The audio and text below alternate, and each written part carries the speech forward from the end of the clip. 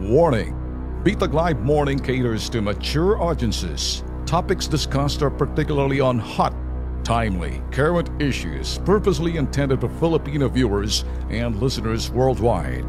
Discussions may contain language that may not be appropriate for some sensitive audiences. If you do not approve of the content listed above, please do not watch our videos. If you wish to continue, we strongly advise that you proceed with caution. Viewer maturity is advised.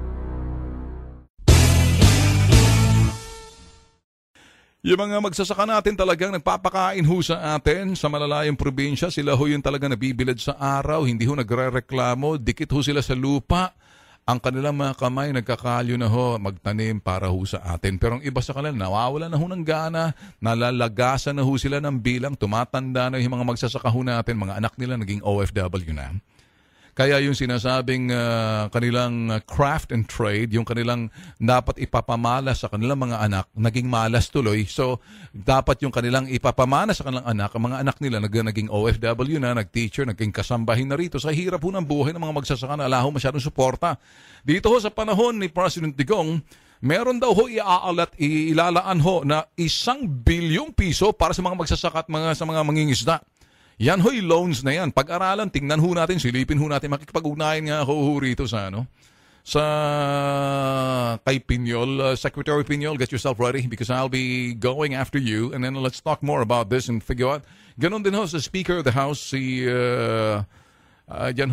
Pantaleon Alvarez to get some more issues on this. And many more, pati ho yung mga ibang mga malalaki ho mga cabinet members dyan. Kasi eventually, yung programa hong Ben Tulfo Unfiltered, abay, John, yung makikita ho yung mga personalities ho, kung sino yung mga movers and shakers sa lipunan ho natin pag-uusapan sa gobyerno para makita ho natin. Loans, sinasabi ho. Pautang ho sa mga magsasaka. Collateral free, no interest and payable for, sabi ho, 3 years, 36 months.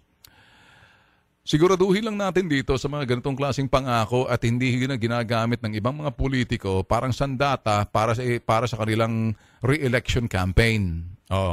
Gusto ko lang siguraduhin dito na ito'y talagang para sa mga magsasaka ho natin. Na sila ho talagang hindi ho nadidihado kasi in the absence of a detailed information, kami ho we're excited.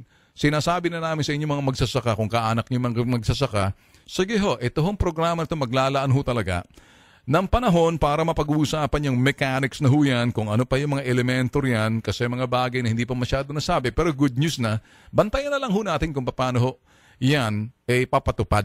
Yun hong bagay. So ngayon, balita pa lang ho yan, hindi pa ho natin pwedeng i-analisa. Kasi pag inanalisa ho natin yan, ayaw kong gamitin ang analysis ko yung mga nakarang administrasyon. Dahil may mga pautang-pautang din sila. Mga utang na yan, mga utang ng mga ama, ng utang ina ng mga iba dyan, mga utang ng kanilang magulang. Nagiging utang ng mga anak, kaya nagkanda utang ng mga yan. Sige, di ba?